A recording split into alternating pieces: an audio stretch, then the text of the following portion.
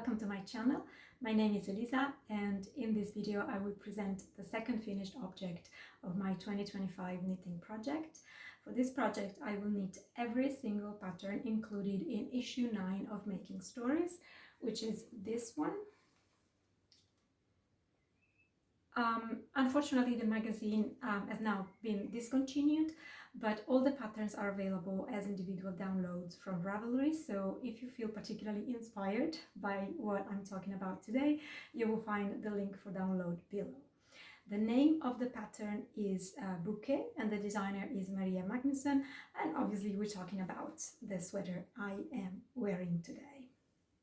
And in case you're wondering, yes, it's a whole video where I will talk about one single pattern, so it will get a bit nerdy, but if you're like me, a nerdy knitter, I hope you will enjoy it. We will start from the yarn I used, which is this one. It's called Pure&Simple, and completely by chance it's also a discontinued yarn. I'm only presenting discontinued things today, apparently. The producer, Lanivendole, a small Italian producer, they make excellent quality yarns, and they have now two yarns with the same name.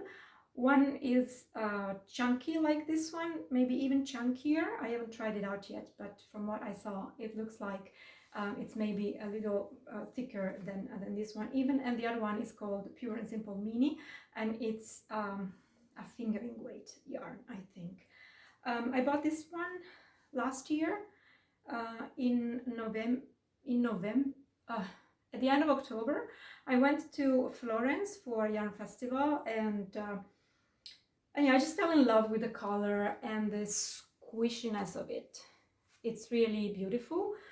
The only fault that I already find in this yarn is that it pills. So I've been wearing this I've been wearing it a lot, but only for like a week, and it's already peeling a bit. I'm not sure if you can see it, but trust me on this, it is peeling. So I'm expecting a lot of peeling from this one.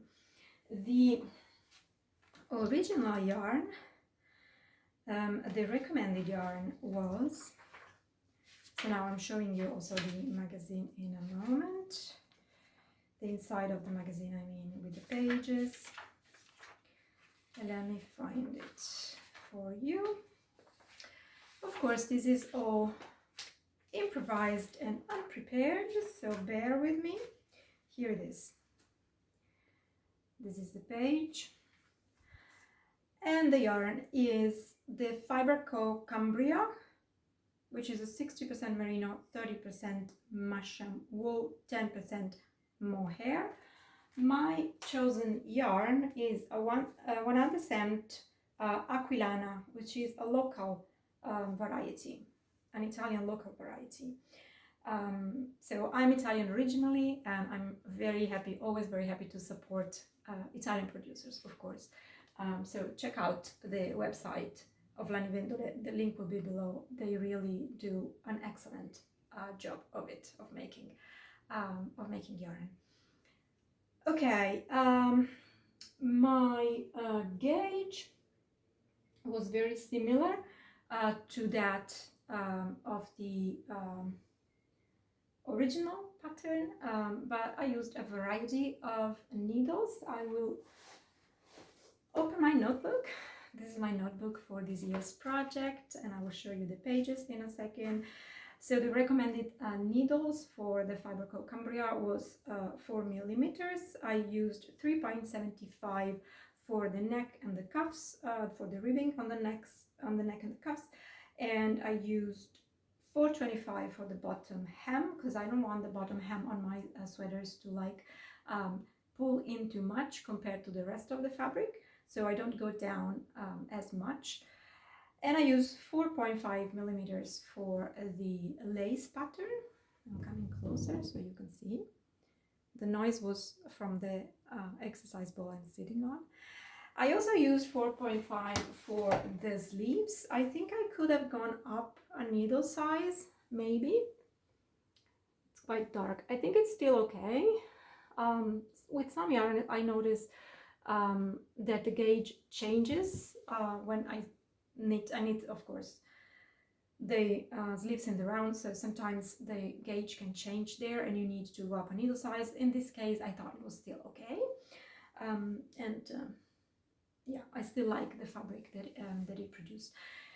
It's a very warm jumper, so I'm happy that I finished it and I could wear it for a few days, because now it looks like the weather is really getting warmer.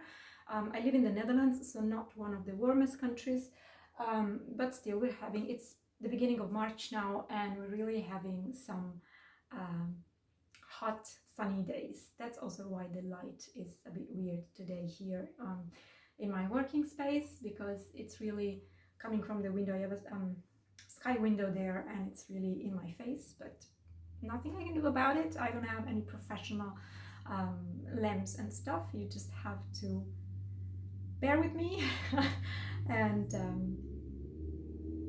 yeah, hopefully it will not change too suddenly. All right, I also want to tell you something about the color of this sweater. As you've seen here in the making stories, the color the designer chose is yellow, a kind of mustard yellow, but still very clearly yellow, I think. I had in my Ravelry favorites another sweater that used the same stitch pattern. I think this could be called acorn stitch or something like that. Anyway, to me it looks more like, I see why you would call it acorn, but to me it looks like, what's the name of that bird? Peacock, like a peacock feather. You know, they have that eye at the top, so it looks like that to me. And I had another pattern using this stitch in my Ravelry favorites. I will put a photo up and the name, of course, and the link. And that was also yellow. And more recently, I came across yet another of these patterns that was also yellow. It's not an all-over lace. The third one that I came across, it only has a panel at the front, but still, same pattern, same lace pattern, and same color.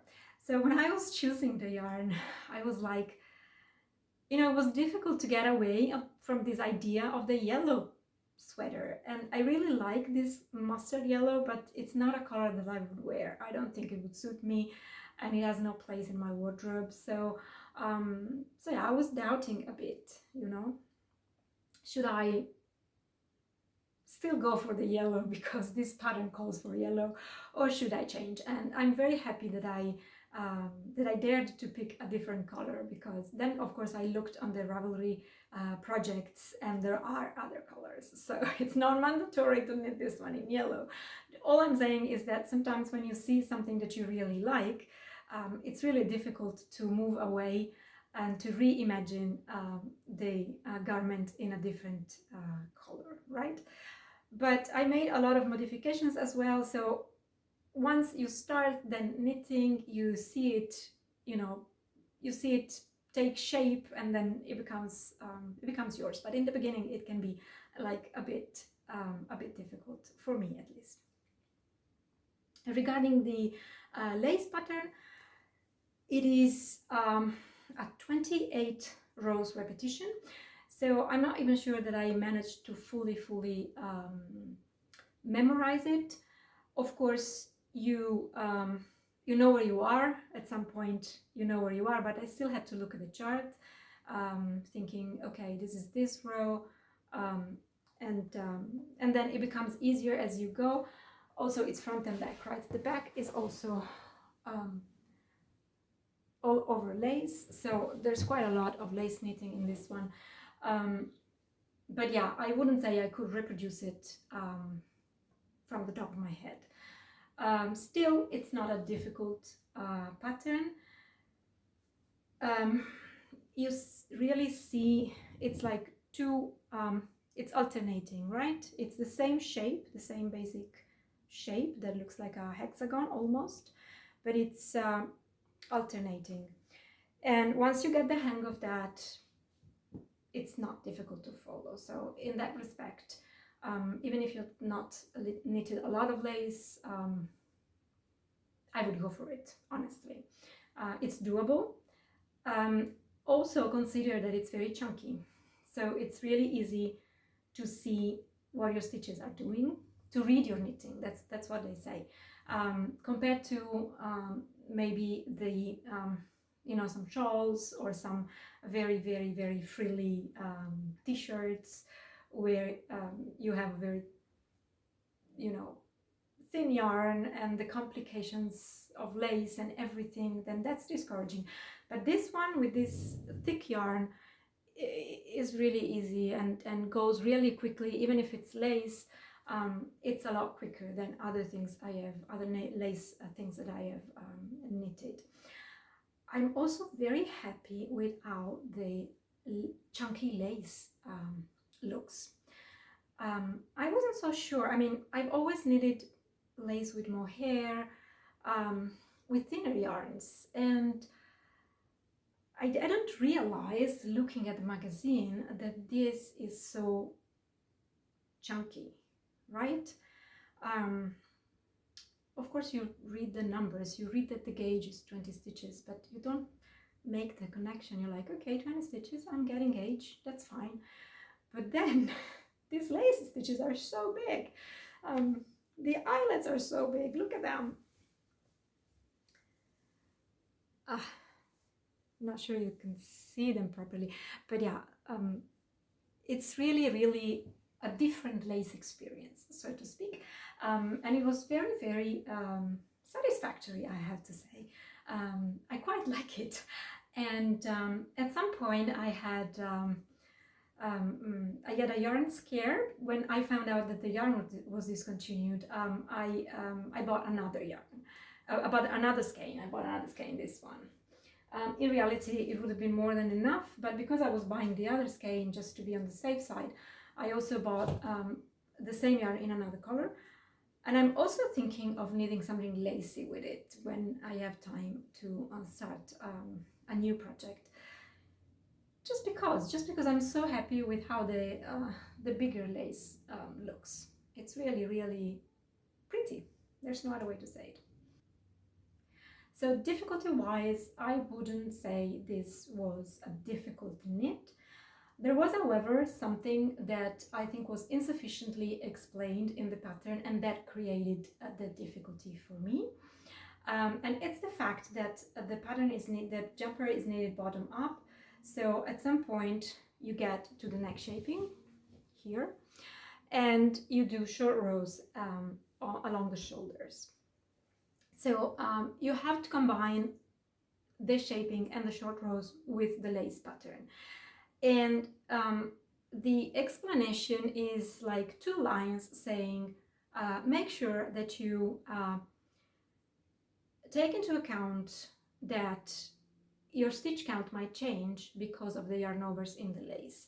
So when you get here, for example, you have some yarn overs, and if you're not careful, you will end up with a shoulder that is maybe one stitch longer than the one at the back, for example, because you follow the pattern and you get to the point where you have to make the yarn over and then turn the work and go back. Okay, so you've added that yarn over that doesn't have the corresponding decrease. So these lines, of course, are decreases that make up for the yarn overs that create the eyelets. I hope this is clear. If not, drop me a line and I will explain it better in writing. So to avoid this, what I did actually, is to have markers for every lace repetition. So between lace repetitions, right? I place markers between repetitions. So I could always count that I had the right amount, the right number of stitches, that I wasn't going over that number of stitches. And what the pattern doesn't say, but I would recommend, is to forget the pattern at some point. So when you get here close to the neck, forget the pattern and leave a few simple knitted stitches that also create a nicer line, I think, and connect better to the ribbing. Same thing when you do the short rows here. When you do the short rows, you also have to consider that you have a final row where you resolve all the double stitches that you have made. It's German short rows. But as you travel back along the shoulder, let me see if you can see this, you are on a different row of the chart, okay? So it becomes even more tricky to reconstruct, you know? The pattern only says work in pattern and resolve the double stitches, but where am I on the pattern? So maybe you're better knitter than me, but I was really confused. So what I did again was at the very end, you forget the pattern and you have 1 or 2 rows of plain stockinette, which is, by the way, a lot more handy when you have to then join the front and the back, because you don't want to do the seam having to seam eyelets or a yarn over, you know, it makes it a lot more complicated, and you want some structure along your shoulder, so you don't want too many holes along the seam of the shoulder. I modified the shoulder, we're getting there later when I talk about all the modifications that I made here. So if you're thinking of knitting this, keep these 2 things in mind. I honestly don't remember at the moment if there's someone else that highlighted this in the Ravelry projects, or if they can give better advice, but there might be some people who can explain better than me how the whole thing works. Yeah, just keep an eye out for this particular thing. So I mentioned modifications. The first one I made was along the was a bottom hem, and I will take the opportunity to show you another smart detail here. So as you can see, the bottom hem is longer. It should have been even longer than this, but I thought this would be more than enough for me, so I only modified for a matter of personal taste. And the smart detail that repeats under the armpit is this one. So the stitches from the back cross over to the front, and the stitches from the front go towards the back, and this avoids that pull that you sometimes have when you have a split hem. Yeah, it really avoids it, and it adds, you know, some some elegance. Can I say that? Yes, the sweater just becomes a little more sophisticated, so I really appreciated that. Maybe you've noticed that I also cast on with a tubular cast on, and that's simply my favorite cast on for ribbing. And I chose a 1x1 rib instead of a 2x2 rib. Initially, I just did it because I like it more, and because when there's these lines, they remind me of the lines in the ribbing. So in general, I think a 1x1 is, or rather a 2x2 is a more casual, sporty kind of ribbing, so I tend to avoid it when the rest of the sweater is not that style. Then, completely by chance, I confess, I noticed that my lines, my decrease lines here, would flow exactly into the 1x1 ribbing. So I had one more reason to be happy with my choice. Because the original had a 2x2 ribbing, it also had a braid around the neckline to kind of separate the lace from the ribbing. And let me show you here, maybe it's visible. It's a very not much, It's a very smart design detail. It's barely visible, but it's there. It's a braid that goes around the neck here, and it's very smart because it sort of matches these decrease lines, and because yeah, I think it was, yeah, it looks useful to like separate the two textures. Opinions as always, but yeah, I thought it was a very smart design details, but because the lines, the decrease lines flowed so nicely into my my knitted columns in my ribbing, I decided to skip it. I thought it was okay. Because I thought it was a smart design detail, I recreated it on the shoulder. So the pattern calls for 3 needle bind off. Maybe the light is better on this side. A 3 needle bind off that goes on the inside, on the wrong side. So this would have been on the inside if you followed the original pattern. I chose to put it on the outside for the same reason, to separate the textures, and because the lace pattern is not matching front and back. Of course, they don't flow seamlessly into each other, so I thought it was better to just put a line there. This is a modified 3 needle bind off that sits a bit more flat, because sometimes 3 needle bind off, one side of it lifts up. So I will put a tutorial that I followed, the tutorial from which I learned this technique. I will put it in the description below. It's really useful, and it really sits flat, so it doesn't come up in the list. Okay, let me look at my notes for more modifications. The shoulder seam, the sleeve decreases, yes.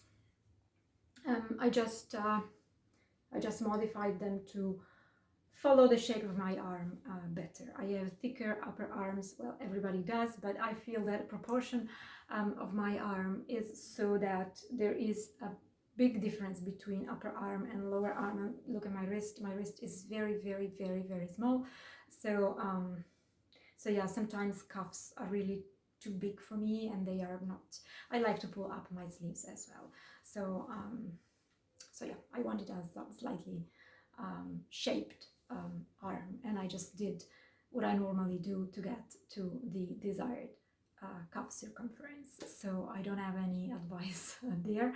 I will try to put the details in my Ravelry project. I have a Ravelry project for this sweater, so I'll see if I can reconstruct what I did and put it there.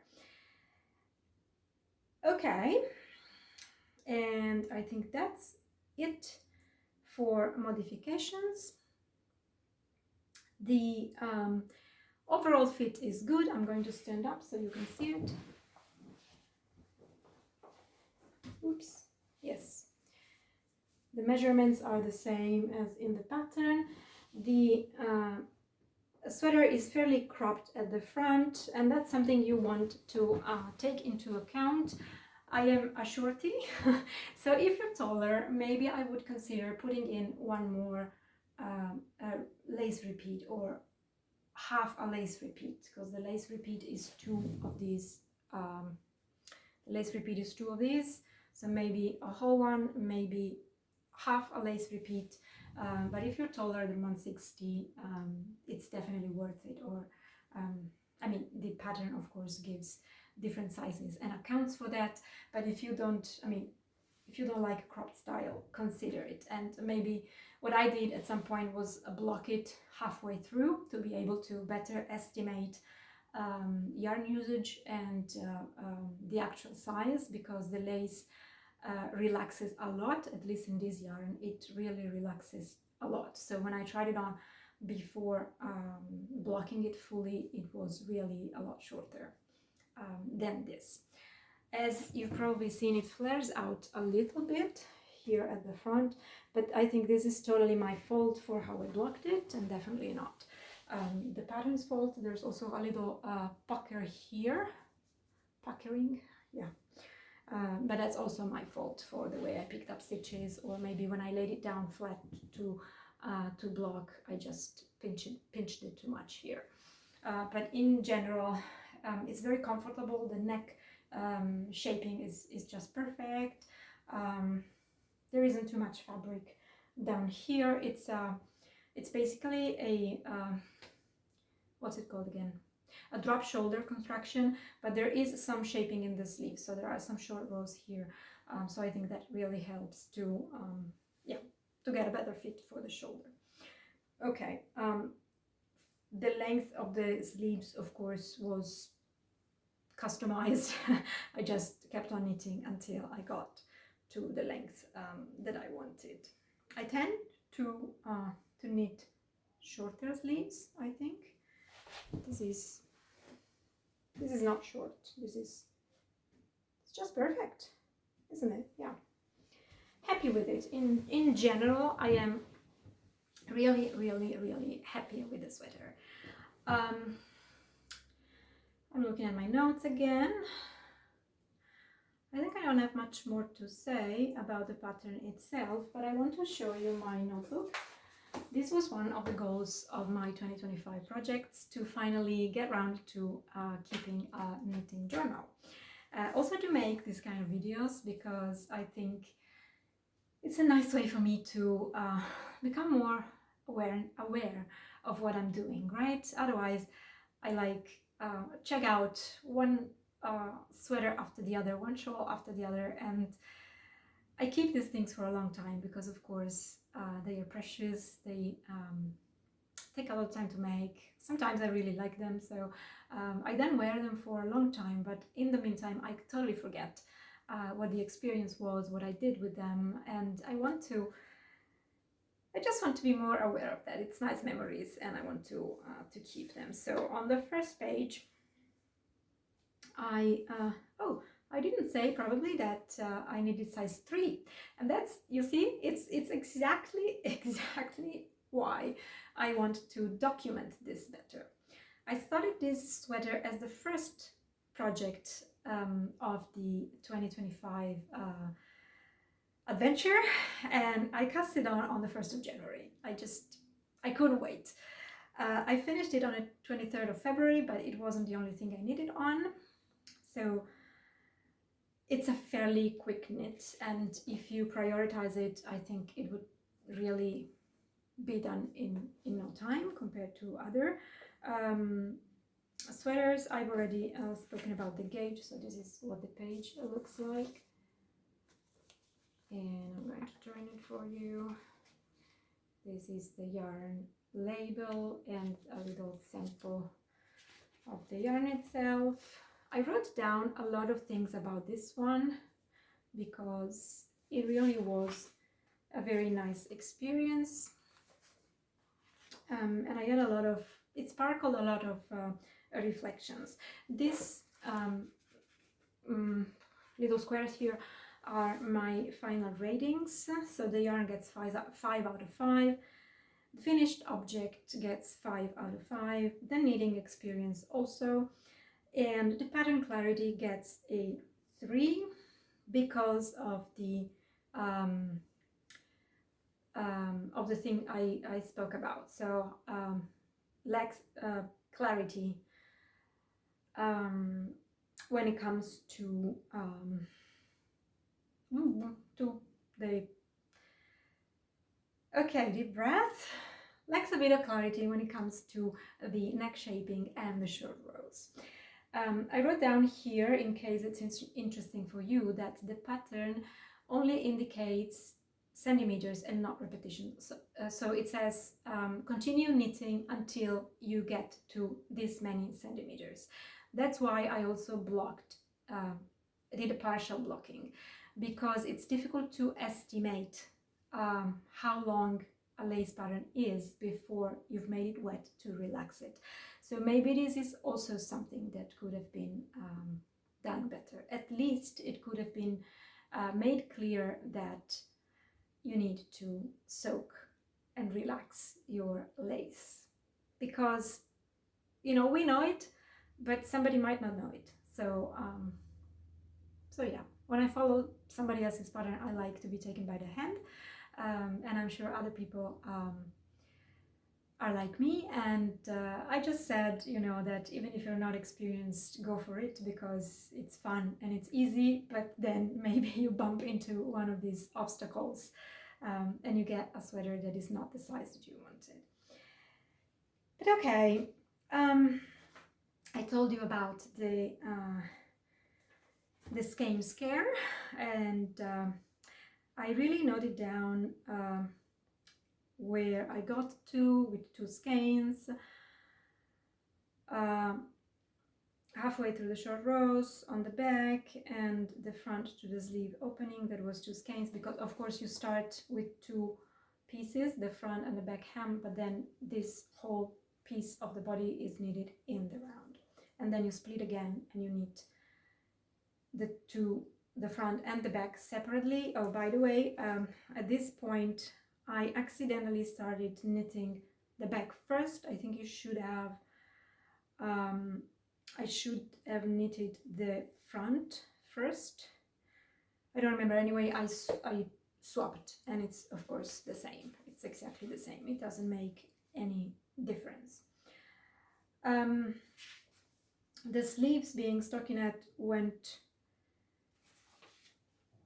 real quick, and I used a total of 340 grams, so it's not heavy for a chunky sweater, and that amounts to 1,020 meters of yarn. So I had a 60-gram ball left over. I'm gonna show you, it's here on the floor.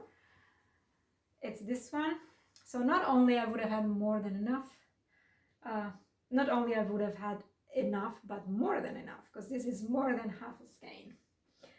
But okay, never mind. It won't be wasted, it will be used for something else.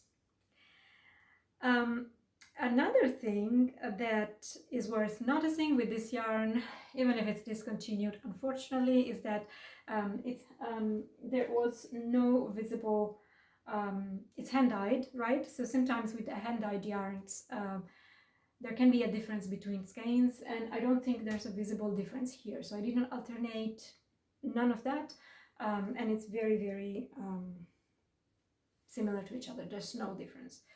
So that's something that I also appreciate.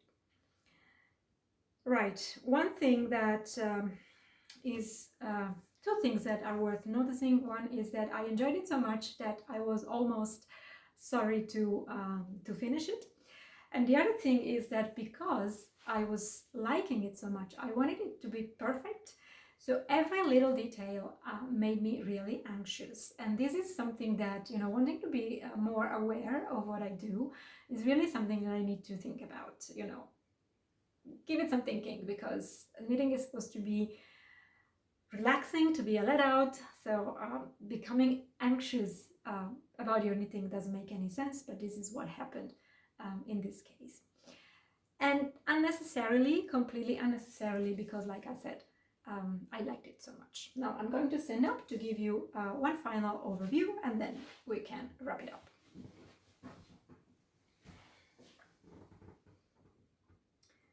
Front and sleeves and the side.